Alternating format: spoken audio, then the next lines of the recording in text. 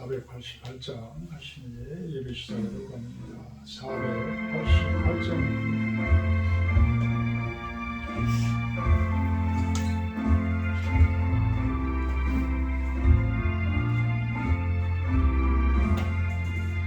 이 몸의 소망 무언가 우리 주 예수 그리지 우리 주 예수밖에는 이들이 아주 없구나.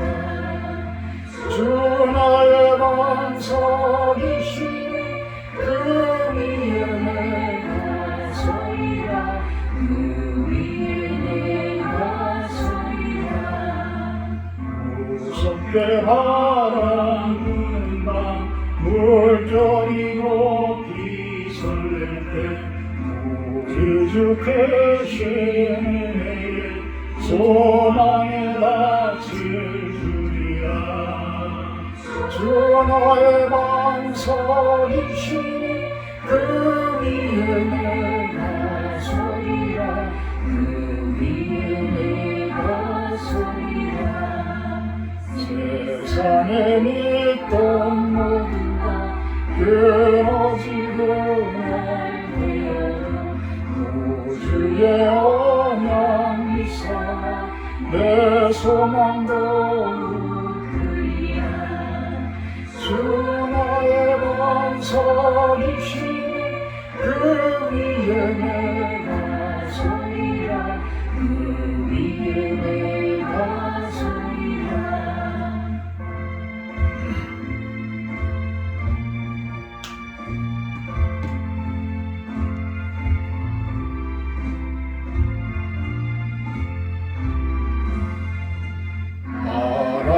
천국 올라가 하나님 앞에 배울 때 우주의 의를 힘입어 오롯이 바로 서리라. 주 나의 반석이시니 그 위에 내가 서리라 그 위에 내가 서리라.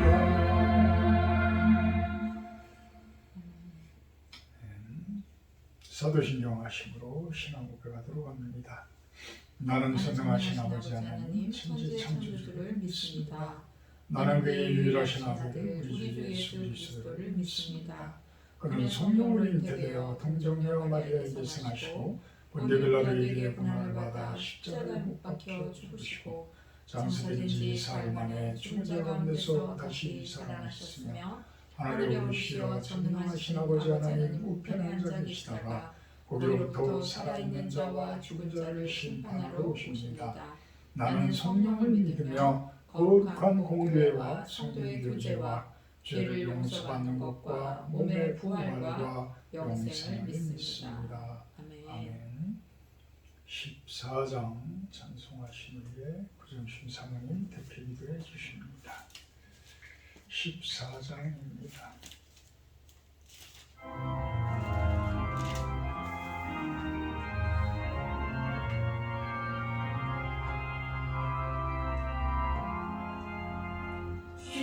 주의 하나님 하늘에 계시니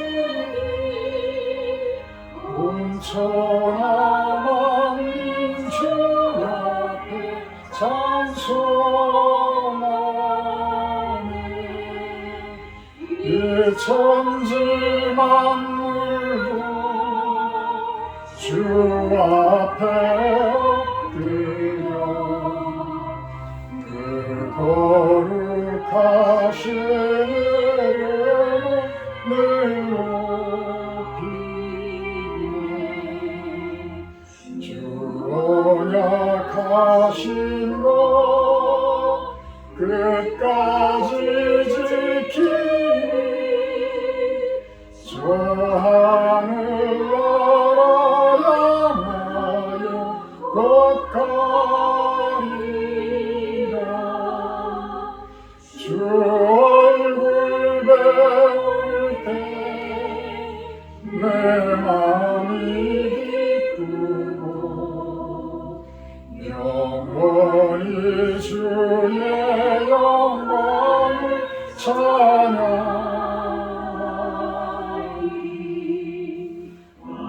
예왕 되신 주 하늘에 계시니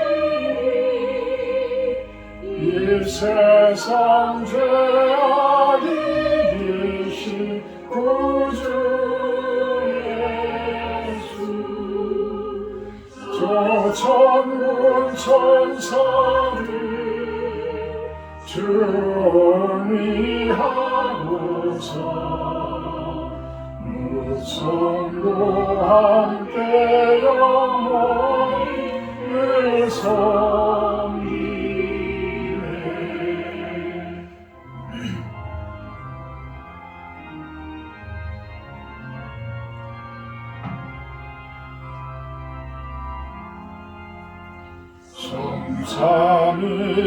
성삼일체께 승리한 우리들 다 기쁜 소리 높여서 감사드려 창조주 하나님 내 주님 되시니 주 앞에 나도 엎드려 경배하네. 아멘.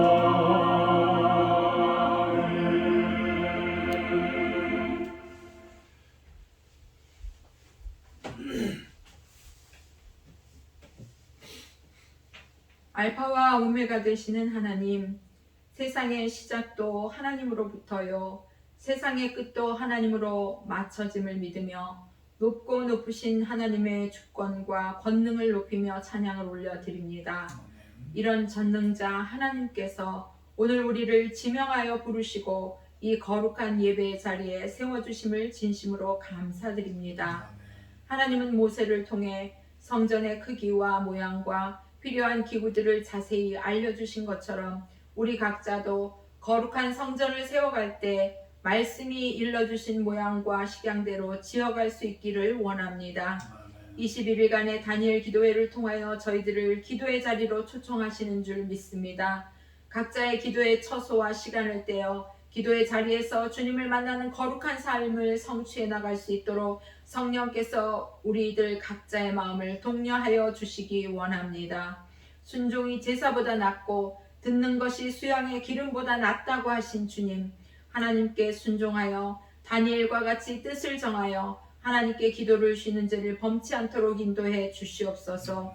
실로원 교회를 축복하시고 기도로 성령의 기름 부으심이 충만하도록 저희들이 먼저 무릎 꿇게 하옵소서. 한 사람이 100명의 몫을 다하는 성도로 하나님의 사람으로 양들을 목양할 수 있는 목사님과 제가 되어질 수 있도록 인도해 주시옵소서. 환경을 바라보면 낙심할 수밖에 없으나 우리의 시선을 주님께 고정하고 주님만을 바라보며 무리를 걷는 믿음의 행보를 날마다 걸어갈 수 있도록 인도해 주시기 원합니다. 협력하는 선교지에서 기쁜 소식을 듣게 하시니 감사합니다. 아마존의 홍성진 선교사님, 큰 수술을 앞두고 있었으나 주님이 병상에서 치료하시고 하나님의 은혜로 수술 없이 다시금 선교지로 복귀할 수 있는 은혜를 주심에 진심으로 감사드립니다.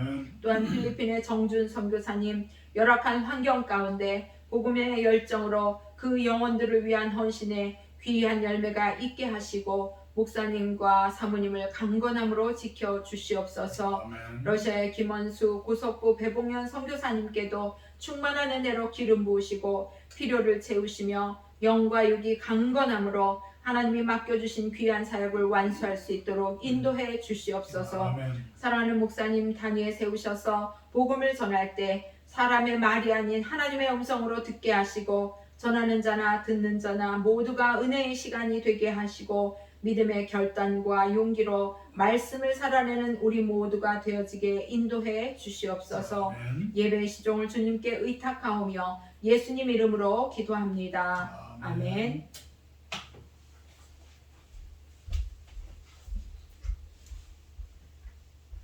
오늘 말씀은 고린도 후서 1장 말씀입니다.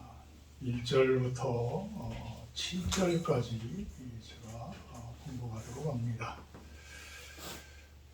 하나님의 뜻으로 말미암아 그리스도 예수의 사도된 바울과 형제 디모데는 고린도에 있는 하나님의 교회와 또 온 아가야에 있는 모든 성도에게 하나님 우리 아버지와 주 예수 그리스도로부터 은혜와 평강이 있기를 원하노라. 찬송하리로다. 그는 우리 주 예수 그리스도의 하나님이시요 자비의 아버지시요 모든 위로의 하나님이시며 우리의 모든 환난 중에서 우리를 위로하사 우리로 하여금 하나님께 받는 위로로서 모든 환난 중에 있는 자들을 능히 위로하게 하시는 이시로다. 그리스도의 고난이 우리에게 넘친 것 같이 우리가 받는 위로도 그리스도로 말미암아 넘치는도다. 우리가 환난 당하는 것도 너희가 위로와 구원을 받게 하려는 것이요 우리가 위로를 받는 것도 너희가 위로를 받게 하려는 것이니 이 위로가 너희 속에 역사하여 우리가 받는 것 같이 고난을 너희도 견디게 하느니라. 아멘. 오늘 말씀은 믿음은 곧 우리의 인생입니다. 이렇게 정해봤습니다. 믿음은 곧 우리의 인생입니다. 믿음은 우리의 마음만이 아닙니다. 우리가 어떤 믿음을 갖는다라고 하는 것이 하나님을 향한, 하나님의 말씀을 향한, 하나님의 세계에 대한 전적인 순종과 믿음이거든요. 그런데 그러한 마음만으로 그친다라고 한다 그러면 그것은 진정한 믿음이 아니라는 것이죠. 진정한 믿음은 삶 가운데에서 열매 맺어져야 되고 인생 가운데에서 드러나져야 한다라는 것입니다. 그것이 진정한 믿음이라는 것이죠. 근데 우리들은 그렇지 잘 못합니다. 완전한 사람은 있을 수 없지만 그래도 성도라면, 성도는 뭐예요? 하나님의 교회된 구성원들, 하나님의 나라의 백성들을 이야기를 합니다.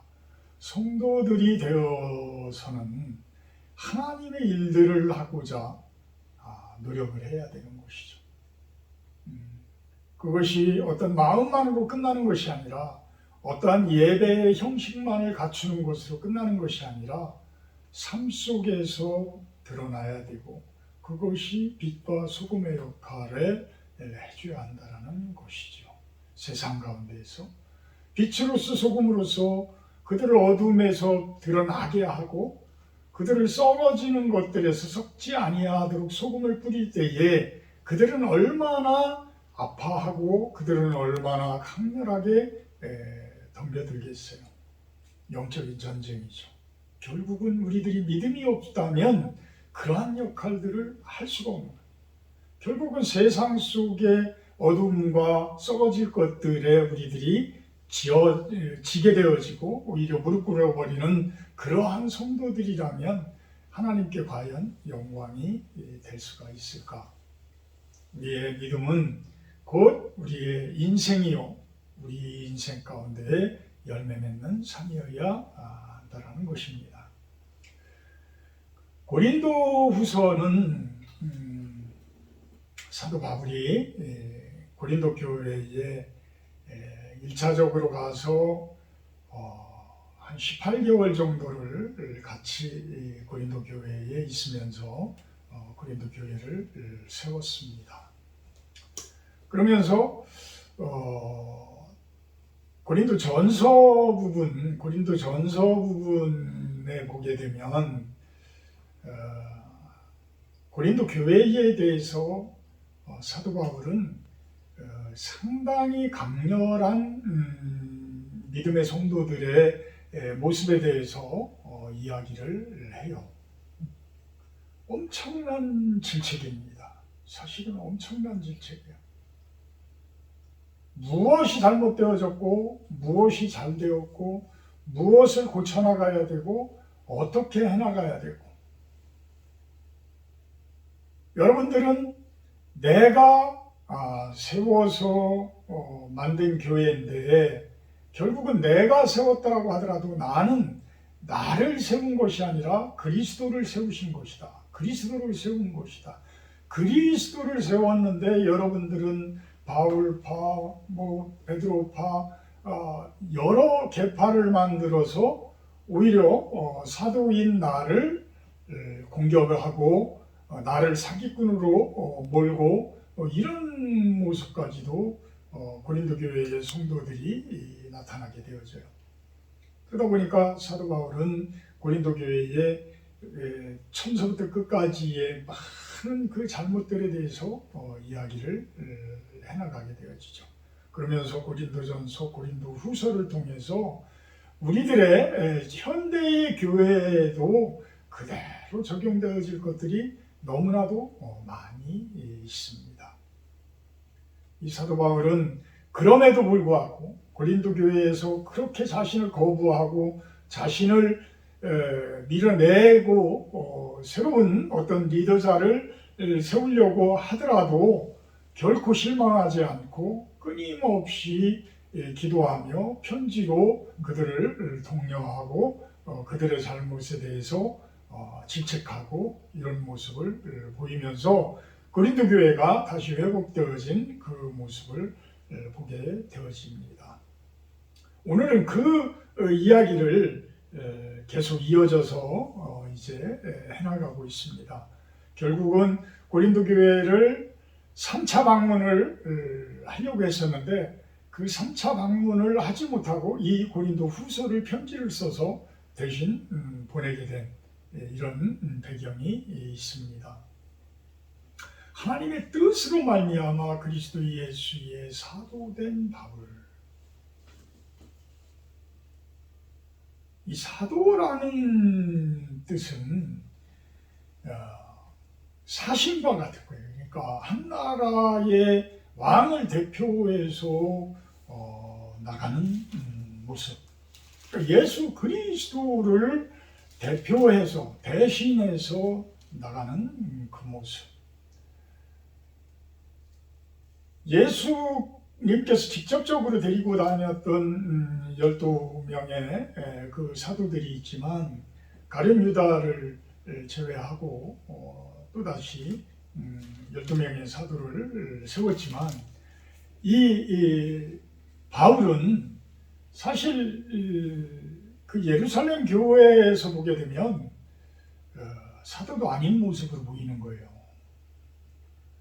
왜 그러냐면 환상 가운데 예수님을 보고 예수님으로부터 그 사도직을 받았다. 이런 신비주의적인 이야기를 할 때에 과연 누가 그렇게 쉽게 받아주겠느냐는 거예요. 누가 그렇게 쉽게 받아주겠느냐.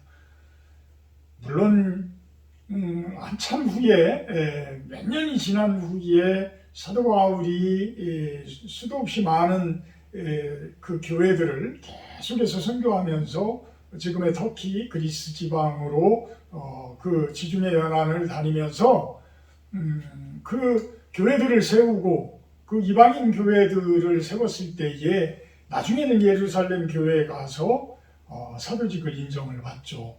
이방인의 사도로서의 사도직을 인정을 받습니다. 이 사도라는 부분이 그만큼 중요한 거예요. 그리스도의 사신되어진 성도들, 그리스도의 어떤 작은 예수가 되어진 우리는 작은 사도들인 거예요. 작은 사도들. 당당하게 그리스도 예수의 사도된 바울과 형제 디모데는 고린도에 있는 하나님의 교회와 아가야에 있는 모든 성도에게 은혜와 평강이 있기를 원하노라. 그러니까 하나님의 교회, 이 뜻은 하나님 안에서 예수 그리스도 안에서 하나 되어진 모든 교회들을 통틀어 일컫는 이야기들이에요. 저는 교회가 작아서 그런지는 모르지만 우리 큰 교회들이 진짜 우리 교회, 개교회의 그런 개념을 뛰어넘어서 진짜 그리스도의 교회들로서 하나 되어진 교회다.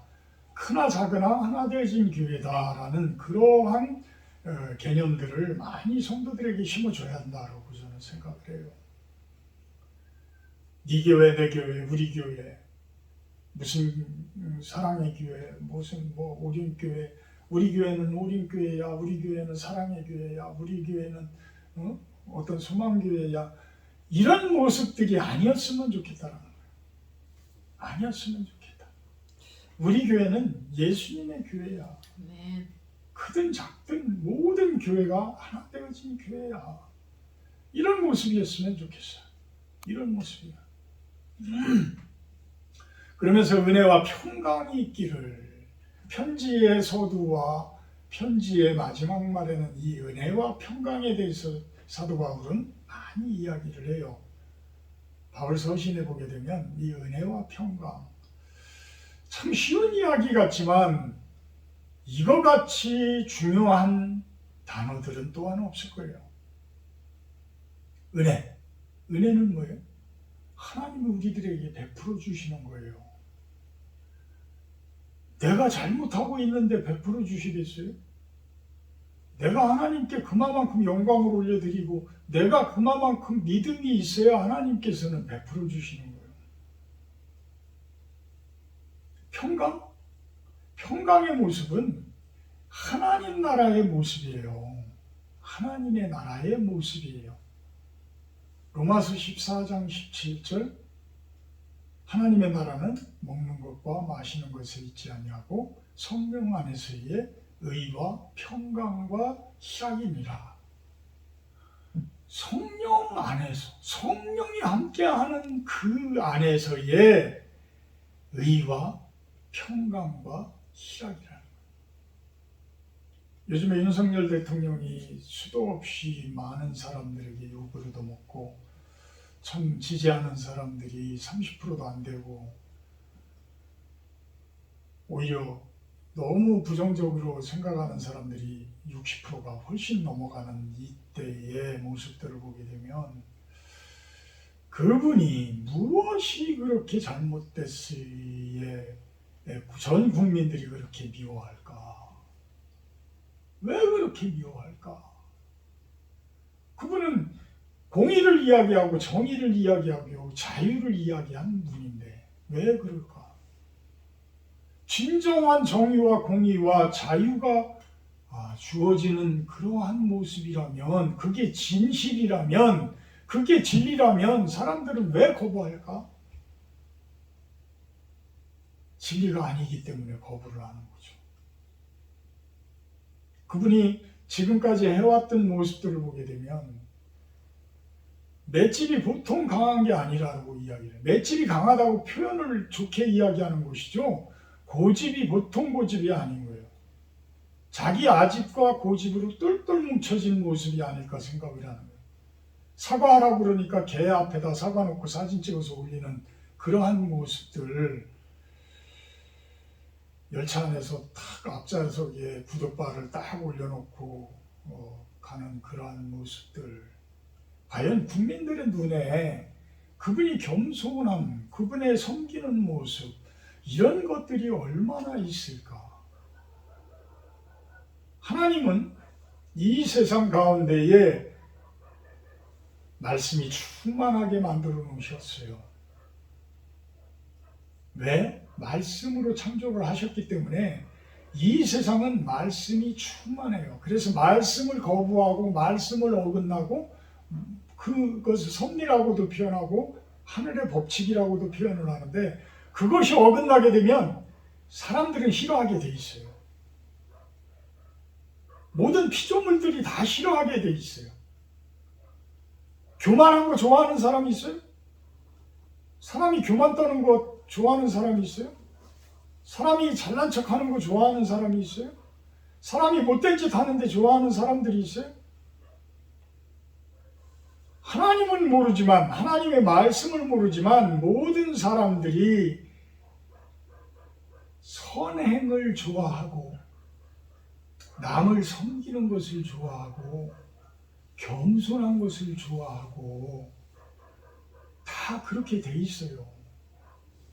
다 그렇게 돼 있어요. 그것이 바로 말씀의 충만함인 거예요. 사실은 은혜와 평강은 그런 모습인 거예요. 그런데 그것을 알아서 들어가는 사람하고 그것을 거부하는 사람들하고는 천지 차이예요.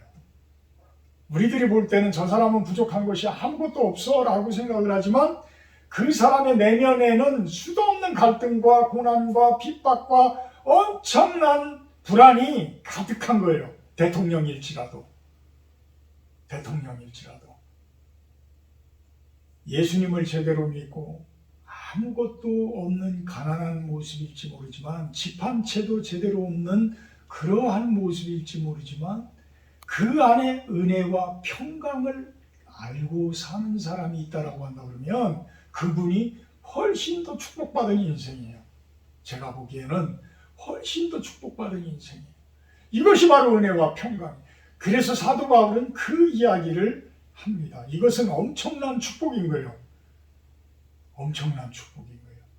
돈이 많기를, 여러분들이 부자가 되기를, 이런 축복보다 은혜와 평강이, 하나님의 은혜와 평강이 여러분들 안에 가득하기를, 이것이 진정한 축복이라는 것이죠. 그러면서 이제 환난에 대해서, 고난에 대해서 4절부터 쭉 이야기를 나눠갑니다.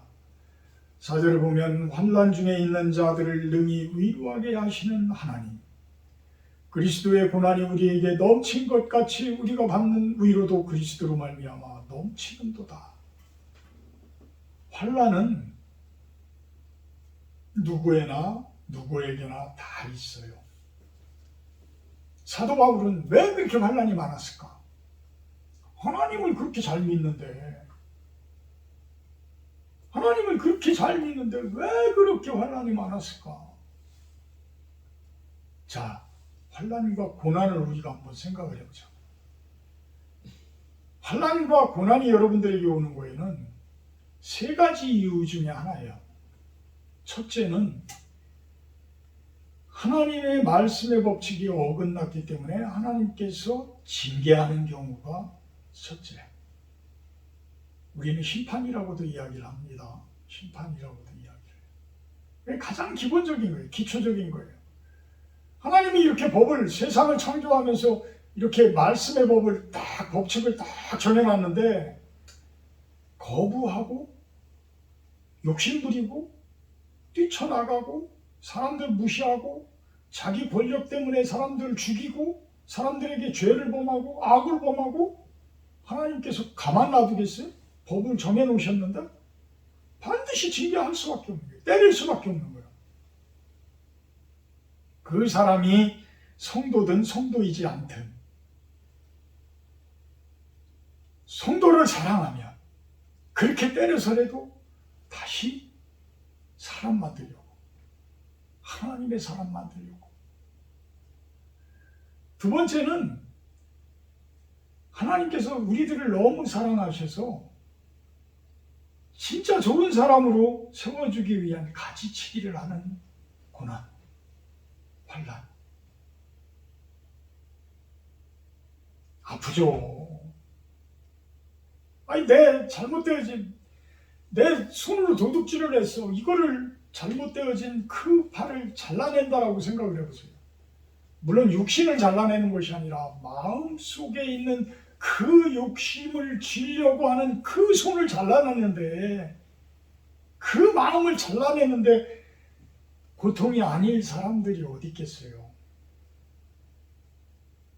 하나를 지나고 나면, 제가 겪어본 바로는 그래요. 하나를 지나고 나면 이쯤이면 괜찮겠지?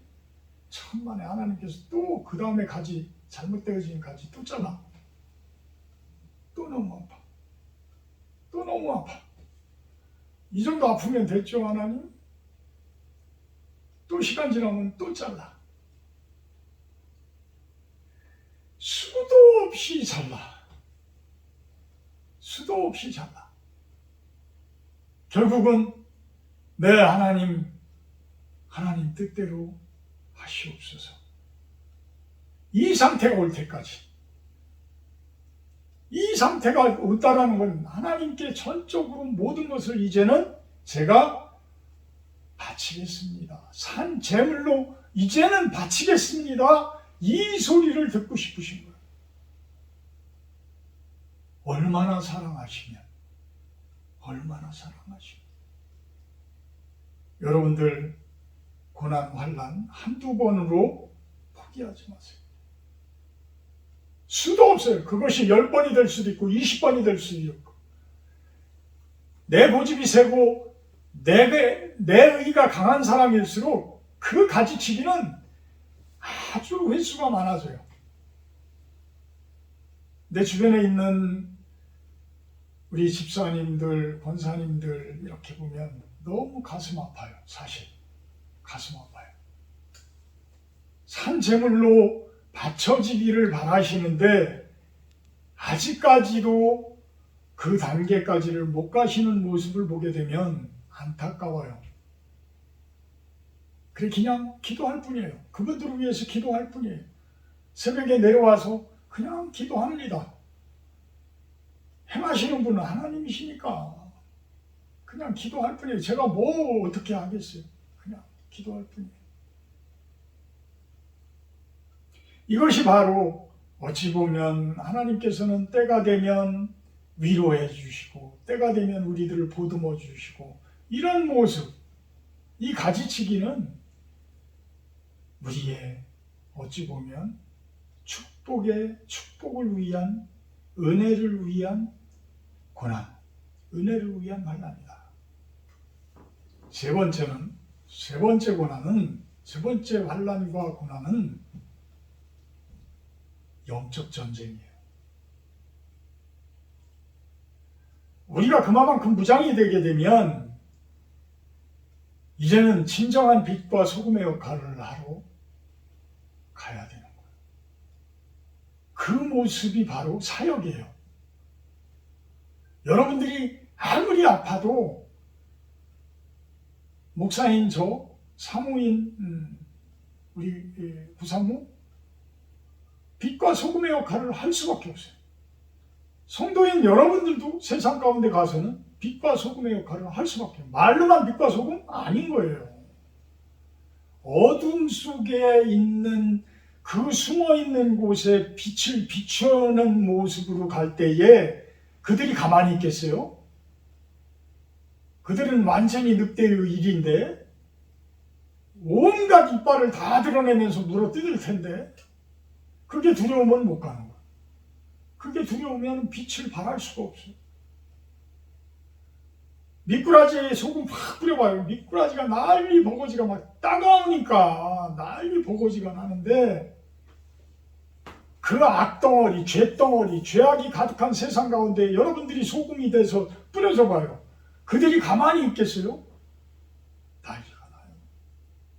난리가 나요. 그럴 때 당하는 환난.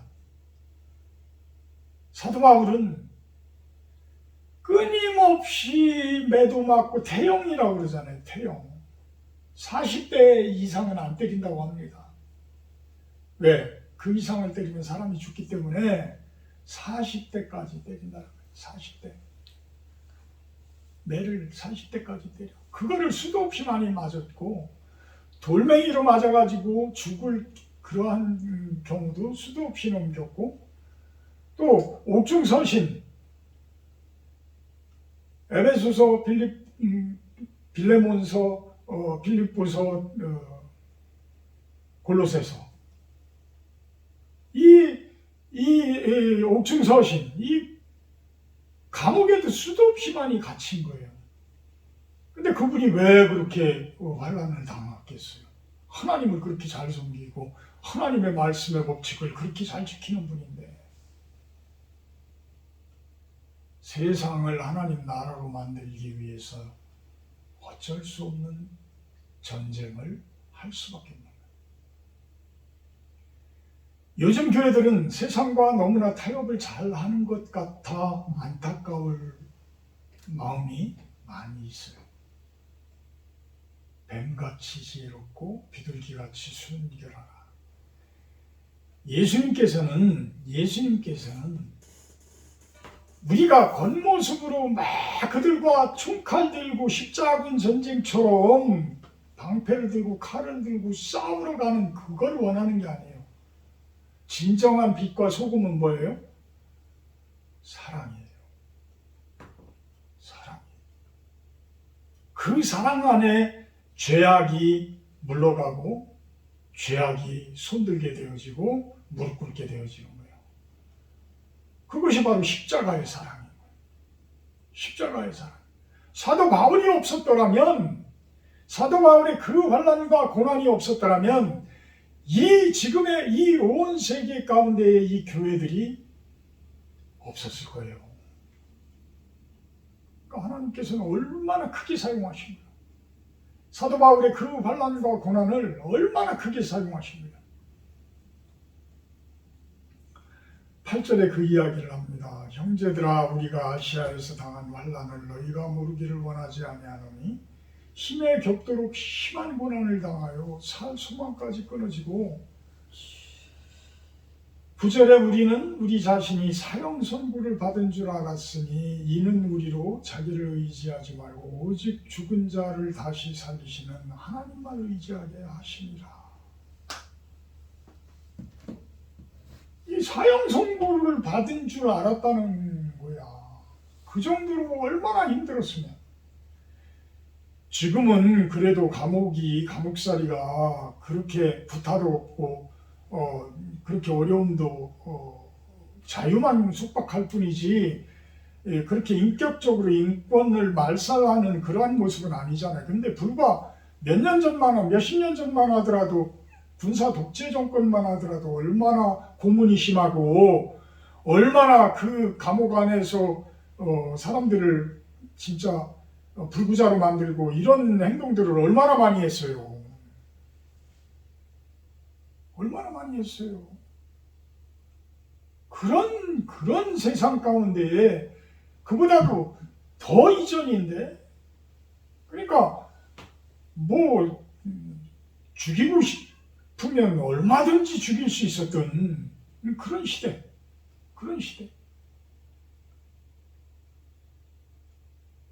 그러니 의지할 데가 없어. 하나님 말고서는 의지할 데가 없는 거야. 사도 바울이 진정한 이 사명감이 없었더라면, 예수님의 명령을 따른 그 사명감이 없었더라면 이러한 일을 할 수가 없었던 거예요. 이러한 일을 할 수가 없었다. 그 환난과 고난을 다 겪으면서도 나중에는 그냥 어떤 위경이라고 그러죠. 외경이라고 그러죠. 성경에 없는 외경이라고 그러는데, 그곳에 사도 바울이 로마에 가서 십자가에 거꾸로 달리는 그러한 모습. 뭐 여러 설들이 있어요. 결국은 순교를 하죠. 결국은 순교를 해요. 그에 비하면 우리들은 너무 편하게 생각하고 있는 것이죠. 그에 비하면.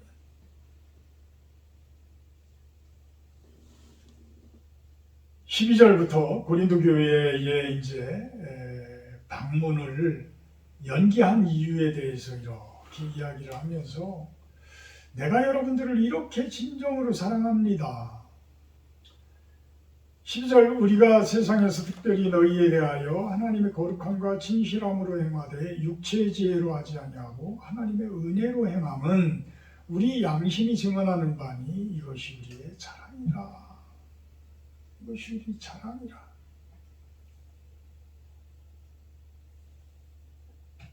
여러분들을 축복하고 여러분들을 위해서 기도하고 이러는 것이 단순한 내 의에 의해서, 내 육체의 지혜에 의해서 하는 것이 아니라는 거예요. 내가 여러분들을 이렇게 사랑하고 여러분들을 위해서 기도하고 이런 것은 하나님의 은혜로 행하는 것이다. 하나님의 은혜로 행하는 것이다. 이것이 하나님의 뜻이지 결국은 나의 뜻에 의해서 하는 것이 아니다. 그러면서 여러분들이 너희가 완전히 알기를 바란다. 지금은 서로가 오해가 있고 서로가 잘 알지는 못하지만 14절에 너희가 우리를 부분적으로 알았으나 우리 주 예수의 날에는 너희가 우리의 자랑이 되고 우리가 너희의 자랑이 될 것이다. 예수님이 온전히 우리 안에 들어올 때, 예수님이 온전히 우리 안에 내 마음을, 예수님의 마음이 되어질 때, 내 마음 안에 성령님께서 들어오셔서 내가 예수님의 마음이 되어지게 되면, 여러분들도 예수님의 마음이 되어지게 되면 그것이 곧 예수의 날이고, 그것이 곧 예수님의 어찌 보면 재림과도 같은 그러한 날이기에, 그때가 되면 우리들이 한마음 한뜻이 되어져서 진정한 하나가 되어진 그 모습 가운데 서로를 자랑하게 될 것이다. 오히려 지금은 서로가 헐뜯고 서로 힘들어하고 이런 모습이지만, 요즘 교회들, 큰 교회들 보게 되면 목사님이 한 번씩 바뀔 때마다 엄청난 홍역들을 치르는 것을 봐요. 어찌 보면 텃세 부리는 것도 있고, 또 새로운 환경에 적응을 해야 하는 사역자의 어떤 사역 방침, 이런 것들이 녹아들어가기가 힘든 그런 모습들. 그래서 그것이 서로 하나 될 때까지의 그 어려움은 참 많은 것 같아요. 많은 것 같아요. 근데 그럴 때일수록 사람들의 지혜와 육체의 지혜를 가지고 판단하지 말고 하나님께 기도하면서, 그 교회가 진정으로 하나님께 기도하면서 그러한 어려움들을 극복해 나가는 모습이었으면 좋겠습니다.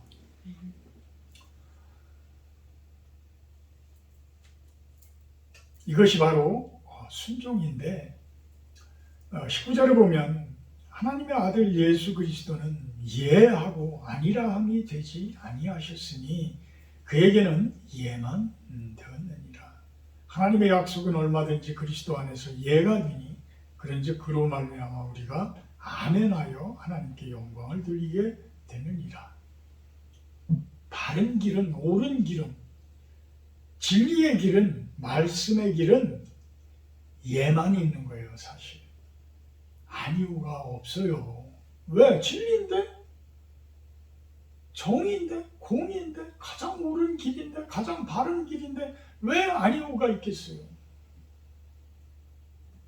사실 많은 교단들이 서로가 분열되어지고 싸우고 이런 모습들, 교회가 서로 싸우고 또 분리되어져서 갈라져 가고 이런 모습들 참 안타까운 거죠.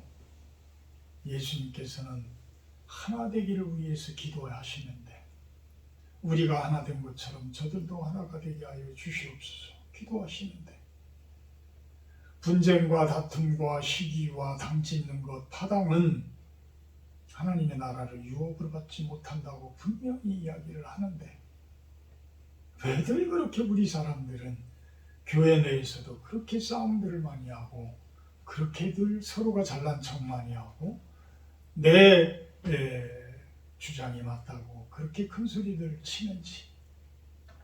그러니까 세상 사람들도 하나 되지 못하는 목사들을 바라보고, 하나 되어지지 못하는 교회들을 바라보고 얼마나 손짓들을 하고 손가락질을 하고 머리를 둘러버려요. 참 안타까운 모습들입니다. 예만 되어지고 아멘만 하게 되면 되는데, 그 진리 앞에 예만 하고 아멘만 하면 되지. 22절, 그가 또한 우리에게 인치시고 보증으로 우리 마음에 성령을 주셨느니라. 내가 내 목숨을 걸고 하나님을 불러 증언하시게 하노니 내가 다시 고린도에 가지 아니한 것은 너희를 아끼려 함이라. 우리가 너희 믿음을 주관하려는 것이 아니요 오직 너희의 기쁨을 돕는 자가 되려 함이니 이는 너희가 믿음에 섰음이라. 우리는 다 성령을 받은 사람들이다. 고린도 교회 성도님들, 여러분들은 성령을 받은 사람들입니다. 물론 충만하지는 못할지 모르지만 성령 안에서 우리들은 하나된 성도들입니다. 나는 사도된 나지만 여러분들을 주관하는 것이 아니라는 거예요. 여러분들의 기쁨을 오히려 돕는 자가 되기 위함이라는 거예요. 진정한 사역자는 종의 모습과 리더자의 모습을 다 갖춰야 된다. 종의 모습과 리더자의 모습. 이것이 예수님의 모습이에요.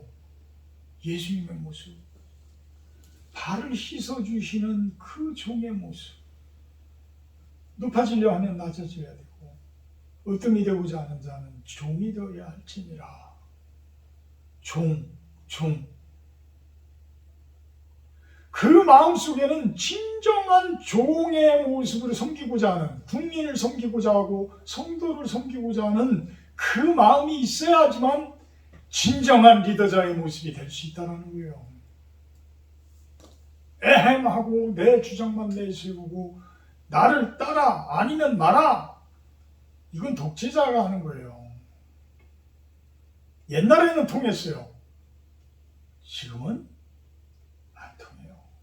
옛날에도 통한 것도 억지로 무서워서 통한 것뿐이지, 얼마나 많은 사람들이 그 독재자들에 대해서 저항하고 그들과 욕하고 싸우고 다투고 얼마나 영적 전쟁을 많이 했어요. 진정한 리더자가 되려면 종의 마음을 가지고 진정한 외부로는 리더십을 갖춘 그러한 자의 모습이어야 한다는 거예요. 사도 바울이 그러한 모습, 사도 바울의 모습, 종된 모습으로, 섬기고자 하는 모습으로, 기쁨을 돕는 자가 되려는 모습, 이 모습으로 리더십 있게 이끌어가는 사랑의 리더십, 예수님의 모습입니다. 그 모습이 되어질 때에 참된 믿음의 인생을 우리들은 살아갈 수 있을 것이다. 사랑의 하나님, 감사합니다. 고린도 교회에 향한 사도 바울의 그 서신을 통해서 하나님의 말씀을, 하나님의 뜻을 살펴보는 시간입니다. 우리 고린도 후서를 통해서 우리의 믿음이 좀 더 성장되어지고 섬기고자 하는 그 마음들과 세상 사람들에게 빛과 소금의 그 리더자로서 서는 모습, 그것이 진정한 믿음을 가진 우리들의 인생이 되어지게 하여 주시옵소서. 감사드리며 예수님의 이름으로 기도합니다. 484장 하심의 주기도문으로 마치도록 합니다.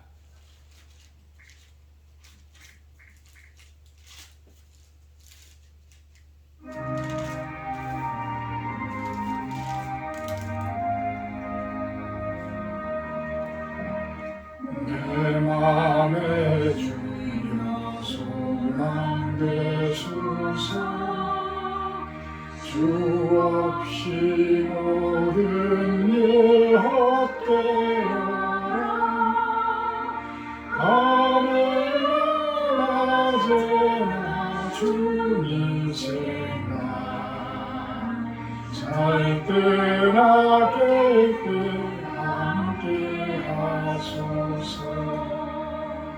지혜의 주여 말씀으로서 언제나 내 안에 계시소서. 주는 내 아버지 나는 아들, 주 안에 내가 늘 함께하네. 세상의 영광 안 보여도 언제나 주님은 나의 길이야. 주님만 내 마음에 계시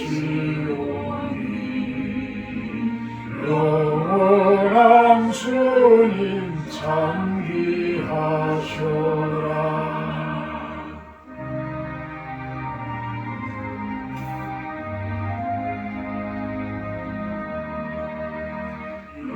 영원한 주님의 승리의 주 하늘의 기쁨을 주옵소서. 어떠한 고난이 닥쳐와도 만유의 주여 소망되소서.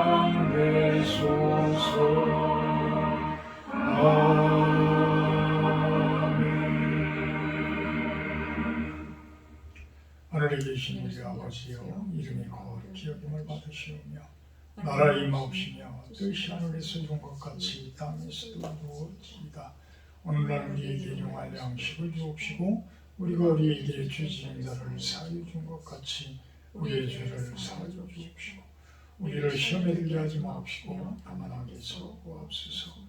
내게 나라와 권세와 영광이 아버지께 영원히